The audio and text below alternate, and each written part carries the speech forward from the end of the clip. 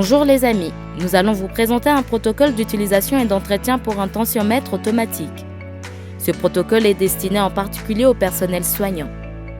Vous pouvez télécharger la version écrite de ce protocole via le lien sous la vidéo. Le tensiomètre automatique est un appareil de mesure de la tension artérielle, aussi appelée pression non invasive, PNI. Elle correspond à la pression du sang générée par le cœur dans le système artériel. La PNI est mesurée à l'aide d'un brassard.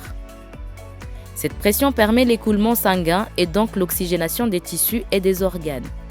Les pressions sont généralement mesurées en millimètres de mercure ou en kilopascal. Le tensiomètre automatique affiche la pression artérielle systolique, PAS, qui correspond à la pression du sang dans les artères lorsque le cœur se contracte, la pression artérielle diastolique, PAD, lorsque le cœur se relâche, et la pression moyenne, PAM, qui peut être calculée via cette formule. La fréquence cardiaque, également appelée le pouls, est mesurée en battements par minute, BPM.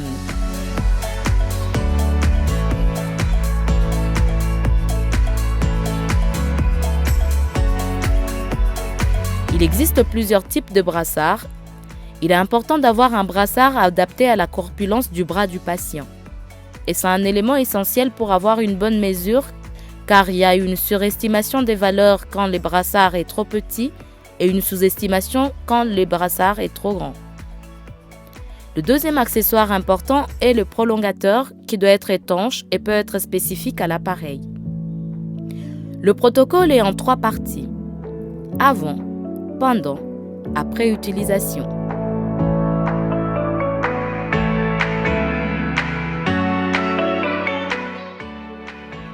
Avant l'utilisation du tensiomètre automatique, on se désinfecte les mains avec un produit adapté.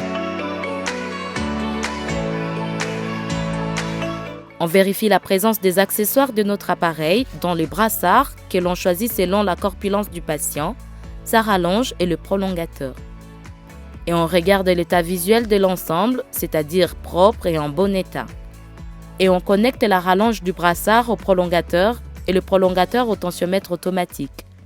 On pense bien à vérifier les connexions.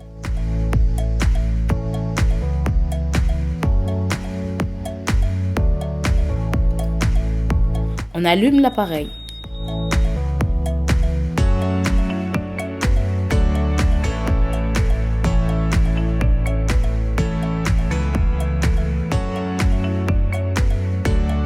Bonjour, monsieur Jean-Claude.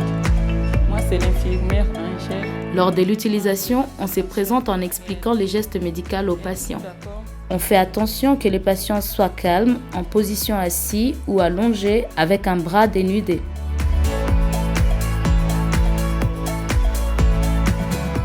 Si le patient est perfusé ou a un capteur d'oxymètre de pouls, on choisit le bras opposé. On place le brassard sur les bras du patient au-dessus du pli du coude avec la paume de la main ouverte et on positionne la ligne marquée au niveau de l'artère humérale. On vérifie que le prolongateur est placé sur les bras dans le prolongement des vaisseaux sanguins et que le brassard tient bien sans être trop serré.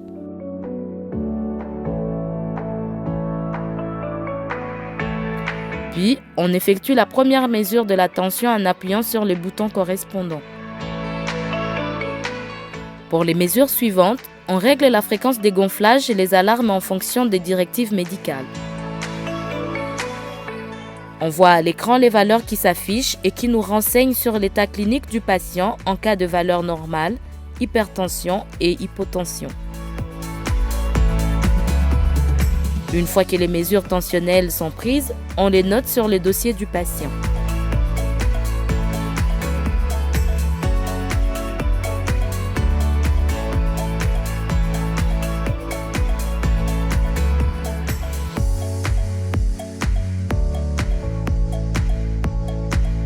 Après l'utilisation, on éteint et débranche l'appareil.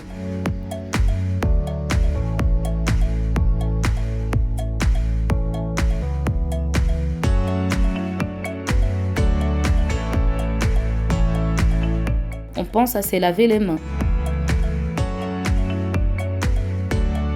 En suivant les protocoles de l'établissement, on nettoie et décontamine les accessoires et l'appareil.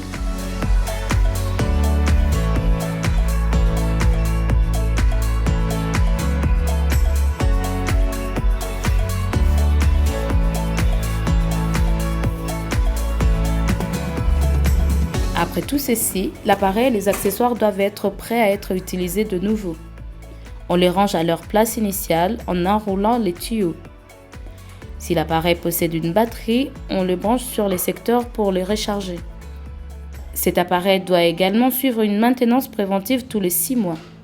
Il est réalisé par des techniciens biomédicaux. Pour eux, vous trouverez un tutoriel de maintenance préventive en lien sous la vidéo. À vous de jouer!